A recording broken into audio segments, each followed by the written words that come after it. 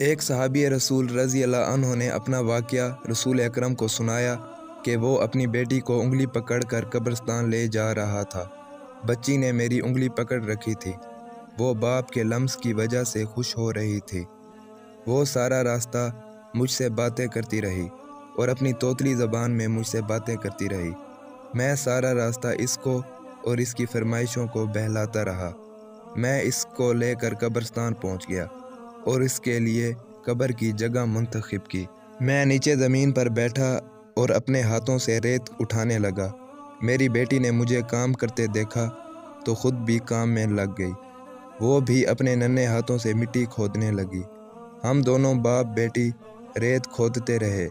میں نے اس دن صاف کپڑے پہن رکھے تھے۔ ریت کھودتے وقت میرے کپڑوں پر مٹی لگ گئی۔ میری بچی نے اٹھ کر میرے کپڑے صاف کیے۔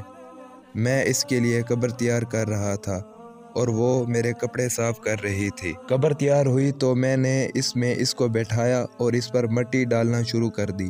وہ بھی اپنے ننھے ہاتھوں سے اپنے اوپر مٹی ڈالنے لگی۔ وہ مٹی ڈالتی جاتی اور کہکا لگاتی جاتی تھی اور ساتھ ساتھ مجھ سے فرمائش کرتی جاتی تھی، لیکن میں دل ہی دل میں اپنے جھوٹے خداؤں سے دعا کر رہا تھا کہ وہ مجھے بیٹا دیں۔ میں دعا کرتا رہا اور بیٹی ریت میں دفن ہوتی رہی۔